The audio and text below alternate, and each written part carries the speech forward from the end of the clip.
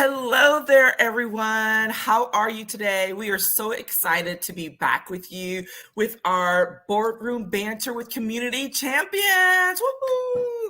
We're super excited to be here. My name's Patricia Hayes, and my colleague and fellow Boardroom Community Champion is Danielle Cade. Hey, Danielle. Hey. Oh my gosh. Well, before we get started here, why don't you let the people know what we've been doing? Absolutely. So in this fascinating book, let's consider it. This will be chapter 3. So we've already done 2 chapters. One would be the composition of a healthy nonprofit board. So it's really just letting you know the things that you should be looking out for, as well as, fun examples, because what's more fun than real life? And then chapter 2 would be, again, the diving deeper into what questions exactly you should be asking in order to make sure that you're understanding the composition of that healthy board. So now in this one, we're going to get into those head in the sand moments, common challenges in nonprofit board service. It's not all fun and roses, you guys. I'm sorry. It's not.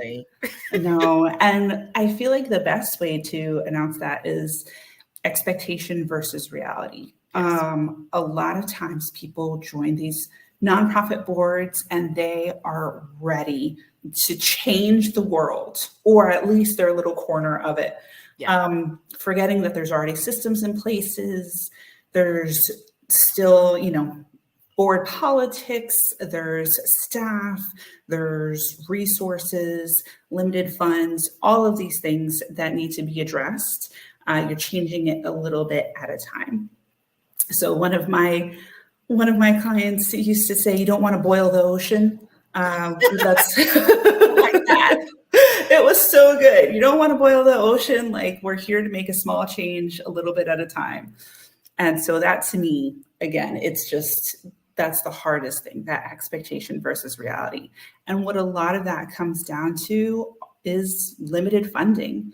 When you enter board service, a lot of people realize that nonprofits aren't really moneymakers. It's a nonprofit. So there are certain steps that need to be taken in order to be proper stewards of those funds. That really is the mentality that you should be having. If people are volunteering, they're donating those funds, people are volunteering to use those funds, and then there are sponsors who are sponsoring them. So it's not your money and it's not a business. Mm-hmm. But nonprofit also isn't necessarily a business model. It's just your tax status. There's Correct. All these things that come into play. So the object is to spend the money that you have to advance whatever that organization is that you're volunteering on, but to remember that you only have so many resources in regards to funds, staff, volunteers, and things of that nature. Yeah. I want to go back to that. I love that phrase that you mentioned about don't boil the ocean, because here's the reality. If you really are trying to boil the ocean, if you're having it, that means you're in major issues, which is one of the things why we said before, make sure you ask all the right questions before you accept. And look, even those of us who've been around doing this a very long time, I have had that moment. Danielle have had conversation, and I have had conversations about this offline, but where I, walking in as a very experienced board member, still ended up getting caught up in a situation that I did not realize it was as in trouble, as much as in trouble as it was, right? And so you are, quote, trying to boil the ocean because literally the organization is in crisis. And so that's why it's really important about that expectations, but whatever the reality of things are, is generally Daniel's right, you are not trying to make changes overnight on the whole thing. If you are, it means the organization is in complete disarray, and overhaul is required in order to right size it. So just keep that in mind, and that's one of those, definitely a challenge. And I've been on boards for public, or I've managed the board. This is when I helped manage the board before, where there was a major issue and board members literally were trying to hide from it. And it's like, you can't, like, this has to be done, because as a board member on any board, you have a fiduciary responsibility to the organization. And so as much as you may not like it and it's not fun, there are some times where you really are going to have to, like, suck it up, buttercup, and go do the thing and make things better. So I just had to drop that in there, because I've seen people get in and they're like, what in the world? And it's like, yeah, it's not pretty. No, that's it's very true. And, a lot of it, again, you discussed that it had to do with that fiduciary responsibility. And sometimes can be really difficult, because with a nonprofit, since it's not necessarily based on sales, for example, all you need is one sponsorship, and that could completely turn the tides of that nonprofit's financial status. So it's really easy to, I find, for sometimes board members to, like, live on this dream of, like, okay, we're just looking for that one $10,000 sponsor. And right. It's a great idea, but it isn't necessarily always going to happen. Or you need to have that capacity that we discussed before, that a lot of volunteers don't really understand, or don't have a thorough understanding of how much they can actually give. So if you are in that area where you need some kind of sponsorship like that, you need to have a sponsorship director who's really on it and who's really able to commit to that. Yeah. I mean, funding, like you were saying, that's the thing. It was like, well, why don't we just do? And you're like, yeah, because it's not free. Like, it's going to cost somebody something, whether you pay cash dollars for it or not. It's going to cost somebody something, whether it's time, other types of resources, money. Yeah. And I've seen it happen multiple times where, and there's one, I won't get too specific on the details, but where this is that one more recently. Spilling secrets, guys. Oh my God. But where literally it was a working board for many years, decades even. And it's one of those challenges where literally the board is taking on staff roles, and that's not necessarily a bad thing. It's, because sometimes it's happened for very small nonprofits. However, as people move on, as people age out, I mean, just literally, you end up realizing you now put the organization at a disadvantage, because key resources are walking away because they were volunteering their time with technical expertise. And now you have to go pay for that expertise. And no one ever thought about that. No one planned for that. And it puts the organization at risk, especially if that expertise was something that was very key to the core mission and function of the organization. And I'm not talking about what I'm, theory. I'm talking about a very specific situation that happened recently in a board that I was on. So it's a real thing. It really does happen. I mean, it's a really good example, because there's a lot of ways you can volunteer your resources or your time. So certain things that nonprofit boards need, like bookkeeping. Hey, if you work for a bookkeeping firm, if you're a bookkeeper yourself, that is a way that you can volunteer your knowledge, and it would save the organization money. But the issue is, as Patricia said, you need kind of an offboarding plan for that, because that's not going to last forever, and it really shouldn't last forever. Yeah. Things like an event planner, things like what I do, the executive, there are things that you need to take into consideration. I think sometimes people forget even little things like, let's say, a lot of the smaller volunteer based organizations, they don't really have a workplace. They hire chapter executives or executive directors, whatever it is whatever's going to fit the best for your organization. They're going to hire them, and then sometimes they use their own home office as the address, or they have to pay for a PO box. They have to pay a service for that address. There's a lot of little things. Phones aren't free. You got to pay for that. One thing that always gets us are the credit card fees. A lot of times volunteers forget that credit cards can take so much out of the bottom line. Yeah. I worked for an organization once when they had this big event, a wonderful fundraising event. $5,000 were taken out from credit card fees. So they were just flabbergasted. And it's easy to see, when we use our credit card, we don't have to worry about the businesses that are, getting the 3% to 5% based on the credit card deducted from that transaction. We're not on that side of it.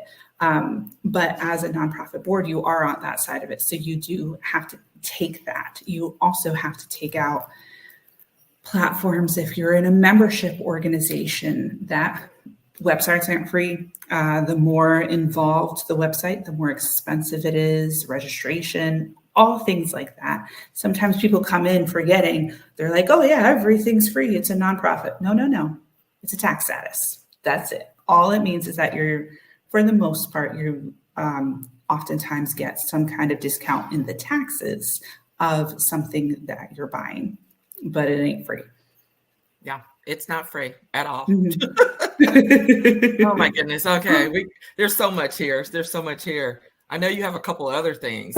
So for conflicting personalities is our next one. And it's another thing that people don't think about.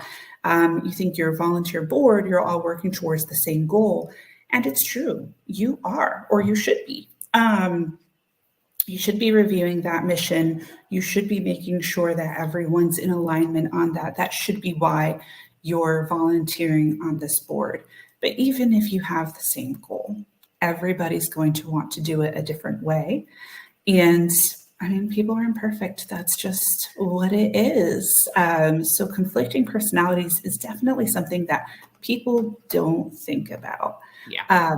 When you're on a team at work, most likely you aren't going to get along with everyone at every single point in time.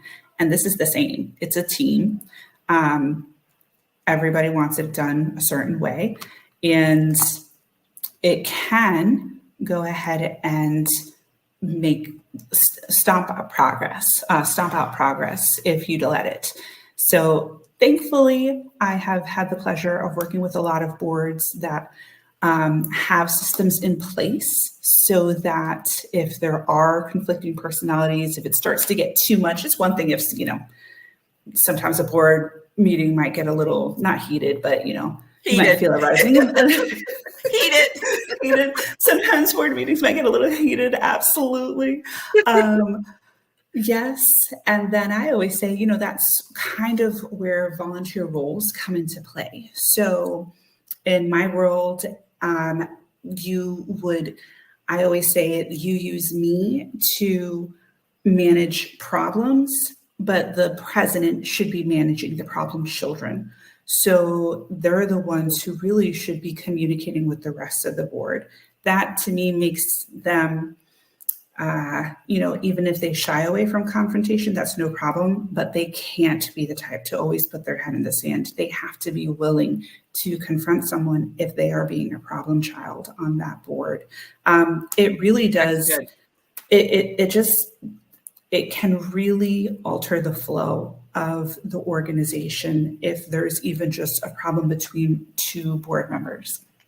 And if you feel like you're that board member, just be yielding. Like it's, take a little exercise in that.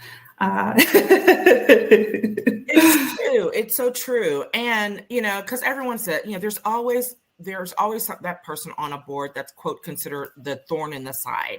And the reason why is because they ask a lot of questions. But here's what.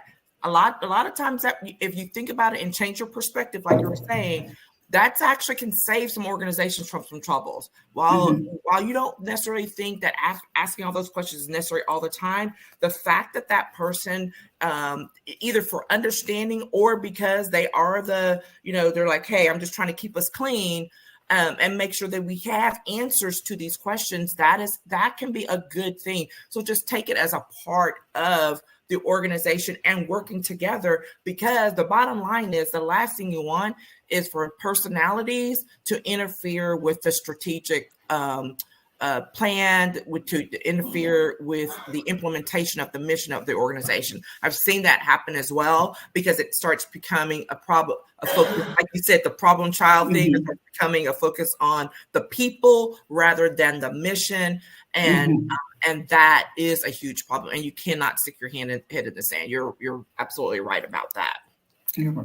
The last thing on that, because I know we just keep on talking, but we love it so much, is just, I feel like the other problem child, you're right, one has to do with the person who has questions. Another one often is the person who's not there for any of the board meetings and then comes in once every 6 months and then chimes in with all of these ideas. And then, won't show up again, or is so out of touch that they don't realize we already discussed this. If you were just at a board meeting 2 months ago, you would have realized why we squashed that idea to begin with.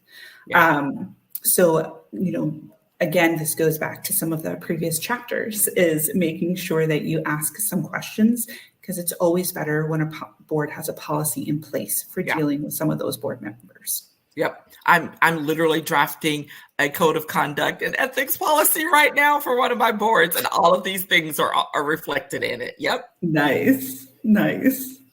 Well, the last thing to think about in terms of just, this overall expectation, like common challenges when it comes to, I can't think of the word. I lost it and I'm done. When it comes to these like the tangible organizational stuff. Yeah. Yes. And I was thinking tangible. That was the word for outdated resources. So a lot of times what happens is an organization purchased a resource years ago, and then they've started piecing out all of these things. It usually happens with technology because, they purchased a database, and then they purchased a separate credit card processing system, and then they purchased a separate event processing system. And they don't realize that nowadays there's something that does it all in one. It might be more expensive, but when you take into consideration what you're paying the chapter executive for versus what you're paying for that product, is it saving, even if it's more expensive, if it's saving some of their time that they could be using for other things, it might be worth it to you. Yeah. So really, I always suggest talking it out with the staff to see what they think are resources that can be updated.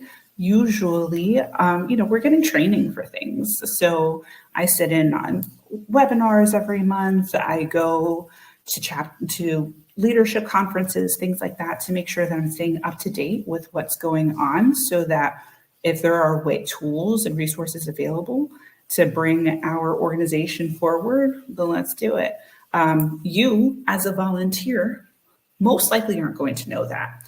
So really talking it out, again, that open communication with the staff, as we discussed before, is so key in making sure that the organization is keeping up to date. Yeah, for sure. And I know that one of the things that I always say is that, especially if you're a new board member, if you're a new volunteer to board service, and or if you're new to this particular board, one of the things that's hard is when you are tossed into making really important decisions and you don't feel like you know anything yet, right? That can definitely be a challenge, and it can put some people at a disadvantage. And so one of the things is, number one, acknowledge acknowledge it for what it is, And then also making sure this is a perfect time to make sure you do ask those questions. And if they're tough questions, they're just tough questions, because before you can make a decision on something that can impact the organization for months and years to come, you need to be able to feel comfortable with it. I have been on boards where there was something that was going on. It was tossed on us pretty quickly, and I abstained from the vote. And when I did that, people all of a sudden like, wait, what just happened? I'm like, I'm not comfortable voting on this because I don't have enough information. Right? That's not being contradictory. That's honoring your responsibility as a board member to make sure that you're making informed decisions and making sure there's enough information being shared, so that you can make, because a lot of times it comes up when you're about to spend a buttload of money on something. I have been there. I'm like, you want me to spend how much on that? You want me to approve how much on this contract? I need more info before I'm comfortable doing that. And so, whether it's a small organization or a big one, I've had that come up with a $5,000 line item. I've had it come up with a $50,000 line item. And I'm like, hold up. I need more info before I can do that. And if they decide to move forward, guess what? There are things that you as a board member get to do, which sometimes it's abstaining from that vote if you're not comfortable making that. But again, that's a reality that comes up sometimes, and that you shouldn't feel pressured into making decisions that are going to impact the organization in a big way. If you're not comfortable, it's tough, but it's that's big people stuff sometimes that has to be done. It's true. It's tough, but that's part of the open communication, and that's part of what being on volunteer board is supposed to be. You're supposed to be leading in whatever mission, vision that you have as a team. And so if someone on that team is struggling to really understand, in theory, no one else should really have any problems making sure that everyone's on board with that. It is another sign of a healthy board. Yeah, especially when the more experienced people help, help mentor those folks, because sometimes they're relying on the more experienced board members and making decisions because they're like, okay, I respect and honor this person. So that's something that goes both ways. Now, one of those other things that comes up is when they're just plain growing pains, with an organization, when an organization is going from one level to the next, and they're literally in their programming, in their spending, whatever. And there's always resistance. There's always going to be someone who's just like, I don't know if we should be doing this, right? And having a difficult time pivoting, especially this comes up a lot on boards or in organizations where the board has been around a long time. You get some new people on, you get some fresh blood, you got an ED, you got to shift, and you're needing to shift in order to go to that next level. And you have resistance and people who are like, I don't know that we should be doing this. Again, not saying that it shouldn't, but it can be a challenge in the decision-making process. And just recognize it for what it is, as a growing pain, and something that you have to work through as a leadership board that's in charge of governing that organization. It's a reality. It just happens. Those things happen. Every organization goes through it at some point or time. It normally ends up with a shift in leadership, in the executive director space or the board chair space even, right? The ED could be on board, but let's say I've been on a board where that happened too. I told you, I've been on all kinds of boards, right? But where the board chair wasn't there yet, and you had the rest of the board that was ready. So sometimes it requires a shift in leadership at that level. But in any case, growing pains are a part of the process. Having resistance to change is a part of the process. And it's going to require some growth on everyone's part to be able to make it through that, again, so that you can stay aligned and focus on the mission of the organization. The great thing about that too is, knowing that it's part of the process is part of the issue. So realizing that is great.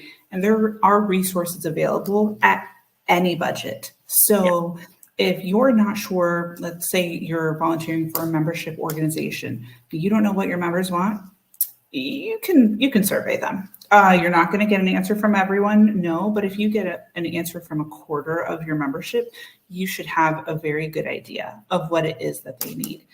If you have more money than that, then there's consulting firms, there's all of these things that you can use in order to see how to best manage those growing pains. Yes. Yes, for sure. For sure. Which gets us to the last item on the list. Oh my God. This is the one that like we would need a whole other show episode for. Oh my gosh. But that's nonprofit crises and the denial factor is how I labeled it. And it's that fact of when an organization is in trouble financially, from a leadership perspective, all kinds of things, one or the other or both. A lot of times it ends up being both. And the leadership, the governing board is in denial about what's going on. That is so dangerous. It's so dangerous. It's not good for the organization. It's not good for the programmings that you're offering or the, clients, whether those clients are people that you serve, whether they're members. It's not a good space to be in. And it's hard. It's difficult. Crises do come up. But being in denial about it does not help anyone at all and actually puts the entire organization at risk ultimately. I've seen organizations come to the brink of being destroyed because of denial factors of somebody, especially of great influence, being in denial about what's going on. And or actually like they break, the organization breaks and it can't survive it. So these are not things you go looking for. These are not things you want to have to deal with, but you do need to be aware of it because it's one of those things where people really will stick their head in the sand. And sometimes somebody's got to be the real champion and stand up and say, we've got to deal with this or this organization is going to go away. And most of the time, no one wants that to happen. But if you get to that point, sometimes it does. And you've still got a fiduciary responsibility to stand up and make sure that the organization, the crisis is addressed properly. And or if the organization needs to be dissolved, it still requires responsibility on the part of the board to find the right resources to make sure that that's done in an appropriate manner. Mm-hmm. Yeah, I really like that. It's not, again, people don't realize, a nonprofit is its own business model. So just like you couldn't just be like, okay, well, we're done with your business. You have to take care of things. The same would be said with a nonprofit organization. Yeah. There are definitely things that need to get paid, things that need references. There's what are you going to do with all this history, all these archives? Is there a larger organization involved, or are there chapters involved, smaller chapters? All of these things are things that need to be taken into consideration. Yes. So again, going back to making sure you ask all the right kinds of questions, as many as you can, right? And learning and it's there's process. It can be wonderful expectations, wonderful things to go on, which we will talk about next time because we do not want to end on a negative note, but we also know that we would be out of line not to address the challenges that do come up. And we really just touched on the tip of the iceberg when it comes to those things. But we would love to hear from you. If there's some more things that you'd like to, hear about, have questions on, DM either one of us. Our contact information is going to be in the caption on this. And we're both on all the socials. Our socials are going to be on there. I know we're both on LinkedIn and Instagram. And so that you can check in on that. Our last episode of this special series is scheduled for May 30th at 10:30. And we are going to be talking about why we engage a nonprofit board service and all the lovely reasons for that. And capping off this series that's been so much fun to do. I'm so excited. It has been. hear some more from you, because we might be able to be convinced to do some more of this. Who knows? What do you say, Danielle? I mean, if you guys want all of the hot tea versus just an overview.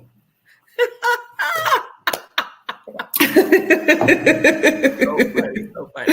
Well, it has been a pleasure being here with you all today. Again, go back, check out the other episodes, and we will catch you next time. So take care, everyone. Talk to you next time.